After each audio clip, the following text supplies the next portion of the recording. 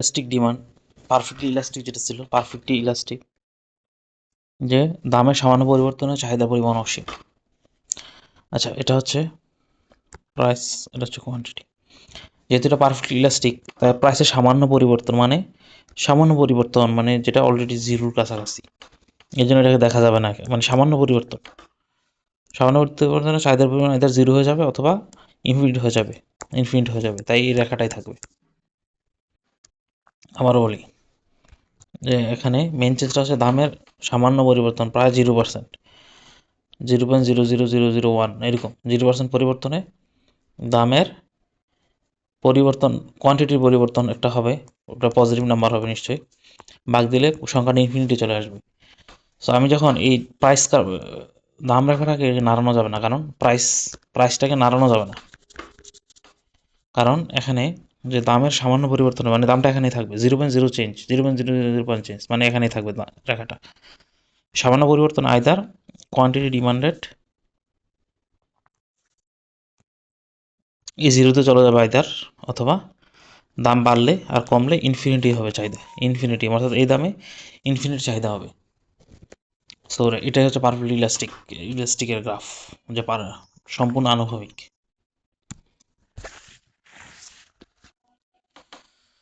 এবং perfectly elastic হলে কি হবে,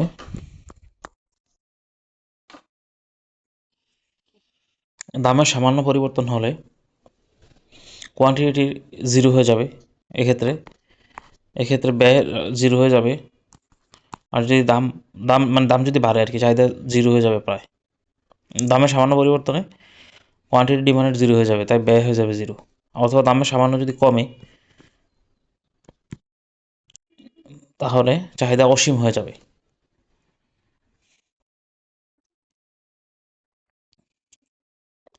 দাম বাড়লে ব্যয় হ্রাস পাবে, আর দাম কমলে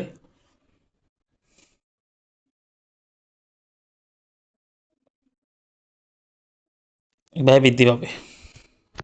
আচ্ছা, আর রিলেটিভ ইলাস্টিকের ক্ষেত্রে ছিল যে দামের যদি পরিবর্তন হয়, রিলেটিভ ইলাস্টিক হলে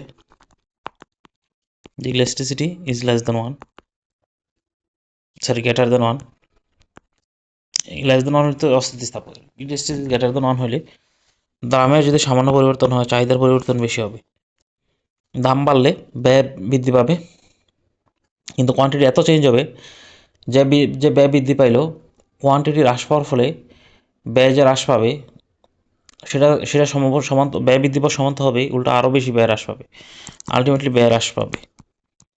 আর যদি আমার দাম কমে, কোয়ান্টিটি বৃদ্ধি পাবে, দাম কমার ফলে প্রাইস থেকে আমার যে ব্যয়টা কমার কথা, প্রাইস ফল করছে, ব্যয় কমবে পার ইউনিটে, তার চাইতে কোয়ান্টিটি ডিমান্ড এত বাড়বে যে ব্যয় কমার কারণে ব্যয়টা তো অফসেট করবেই, আমি বেশি বেশি পণ্য কিনবো এখন, ওই পার ইউনিট প্রাইস কমার কারণে যে সেভিংসটা হলো, এটা সমপরিমাণ, তো ব্যয় আমার আরও বেশি করবই, তার সাথে আরও বেশি ব্যয় হবে, এই ক্ষেত্রেও ব্যয় বৃদ্ধি পাবে।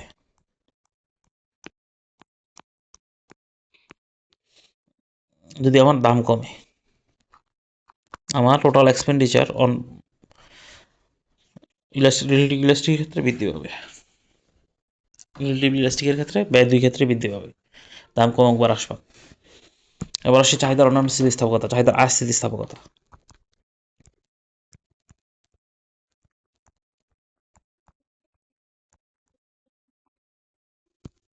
স্থিতিস্থাপকতাটা হলো আয়ের পরিবর্তনে চাহিদার পরিমাণে পরিবর্তন, অর্থাৎ percentage change in income, percentage quantity change in demand. আয়ের পরিবর্তনে চাহিদার পরিমাণে পরিবর্তন, অর্থাৎ চাহিদার পরিমাণে শতাংশিক পরিবর্তনে আয়ের শতাংশিক পরিবর্তনে পার্সেন্টেজ চেঞ্জ ইন ইনকামের ফলে পার্সেন্টেজ চেঞ্জ ইন ডিমান্ড। এবার আসি নর্মাল গুডস। এতে আয় বাড়লে চাহিদা বাড়ে, তাই আয় স্থিতিস্থাপকতা কি, ইনকাম ইলাস্টিসিটি ইজ পজিটিভ, আয় বাড়লে চাহিদা বাড়ে। যদি ইনফিরিয়র গুডস হয়, ইনফিরিয়র গুডস হলে আয় বাড়লে চাহিদা কমে, আয় বাড়লে চাহিদা কমে, অর্থাৎ বাসের বদলে মানুষ তখন গাড়িতে চলে, প্রাইভেট কারে চলে, তাই আয় স্থিতিস্থাপকতা কি স্বাভাবিকভাবে ঋণাত্মক হবে, অর্থাৎ স্থিতিস্থাপকতা ইজ লেস দেন জিরো, ঋণাত্মক। আয়ের পরিবর্তনটা দুইটা গুডসের ক্ষেত্রে চিন্তা করতে হবে, স্বাভাবিক গুডসের ক্ষেত্রে এবং ইনফিরিয়র গুডসের ক্ষেত্রে। এরপর আসি cross price elasticity of demand.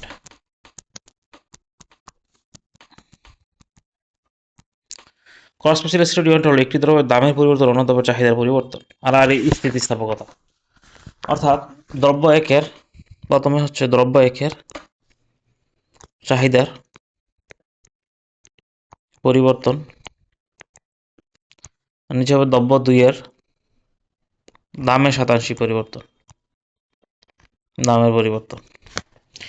এখানে দ্রব্য একের চাহিদার পরিবর্তন, দ্রব্য দুইয়ের দামের পরিবর্তনে দ্রব্য একের চাহিদার পরিবর্তন।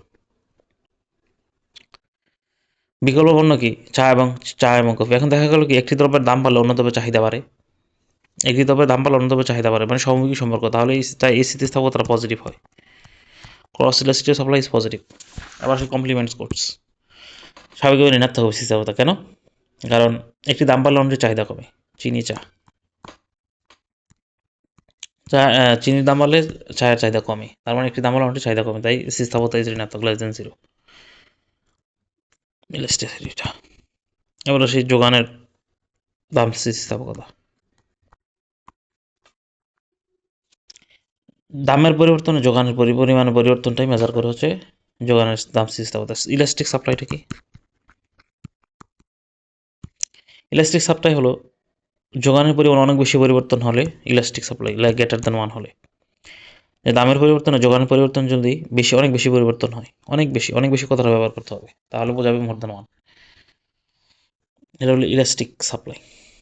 আর ইনইলাস্টিক সাপ্লাই হলো যখন দামের পরিবর্তনে যোগানের পরিবর্তন তেমন একটা পরিবর্তন হয় না, লেস দেন 1। আচ্ছা, এবার আসি মোট রাজস্ব, টোটাল রেভিনিউ। টোটাল রেভিনিউর কি অবস্থা হবে যদি চাহিদা অস্থিতিস্থাপক হয়, লেস দেন 1 হয়? তাহলে আমরা জানি দামের পরিবর্তন হলে এটা ফিক্সড, দাম বাড়লে টোটাল ব্যয় বেড়ে যাবে, গ্রাহকের টোটাল ব্যয় বাড়বে, গ্রাহকের টোটাল ব্যয় বাড়লে স্যালারি টোটাল রেভিনিউ বাড়বে। আর যদি দাম কমে, এটা ফিক্সড, তাহলে দাম কমলে ব্যয় হ্রাস পাবে, গ্রাহকের ব্যয় হ্রাস পাবে, আর গ্রাহকের ব্যয় হ্রাস পেলে স্যালারির স্বাভাবিকভাবেই রেভিনিউ হ্রাস পাবে, রাজস্ব কমে। তো দাম ও রাজস্বের মধ্যে এক্ষেত্রে সম্পর্ক পজিটিভ, সমমুখী।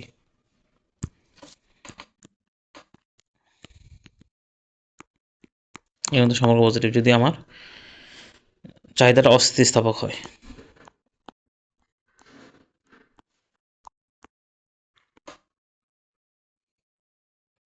আর যদি চাহিদা স্থিতিস্থাপক হয়,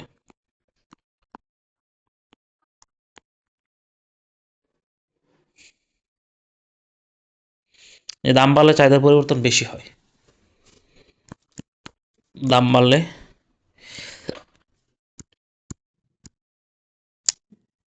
এটা বেশি, পরিবর্তনটা বেশি হয় দাম বাড়লে।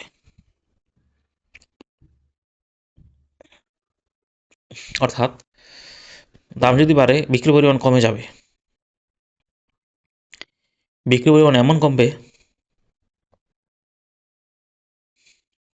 বিক্রির পরিমাণ কমে যাবে, কোয়ান্টিটি। অর্থাৎ দাম বাড়ার ফলে আমার একটা কি হলো, রেভিনিউ আসবে দাম থেকে, ইনক্রিজড, বর্ধিত দাম থেকে একটা রেভিনিউ আসলো।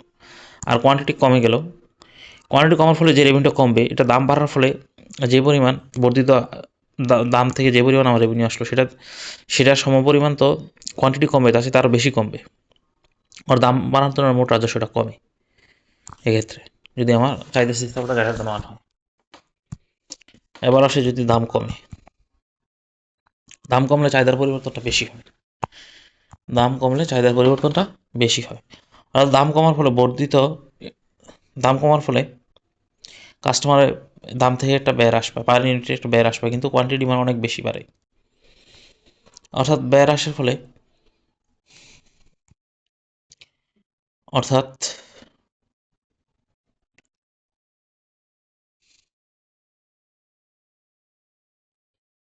যখন ব্যয় হ্রাস পাবে, প্রাইস হ্রাস পাবে আর কি, তখন আমার একটা রেভিনিউ কমবে। কিন্তু কোয়ান্টিটি এত বাড়বে, রেভিনিউ কমাটাকে কমা সমান তো হবে, তার সাথে আরও রেভিনিউ যে পরিমাণ করলো তার সমপরিমাণ তো আমার কোয়ান্টিটি বাড়বেই, তার সাথে আর বেশি বাড়ে, তাই মোট রাজস্ব আলটিমেটলি বাড়ে।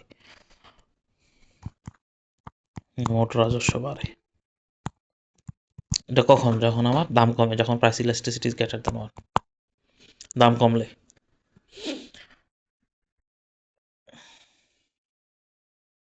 অর্থাৎ দাম কমলে রেভিনিউ বাড়বে, আর দাম বাড়লে রেভিনিউ কমে।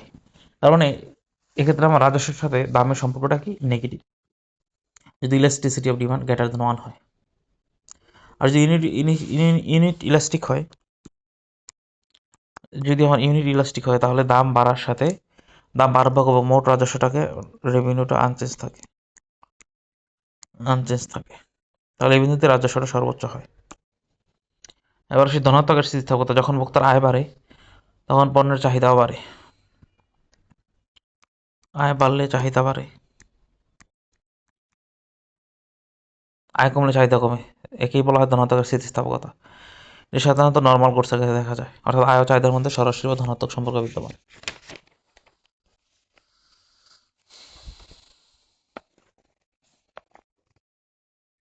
ইনকাম ইলাস্টিক কখন হয়? বিলাসবহুল পণ্যের ক্ষেত্রে, অর্থাৎ আয় বাড়লে চাহিদা বাড়ে, আয় কমলে চাহিদা কমে।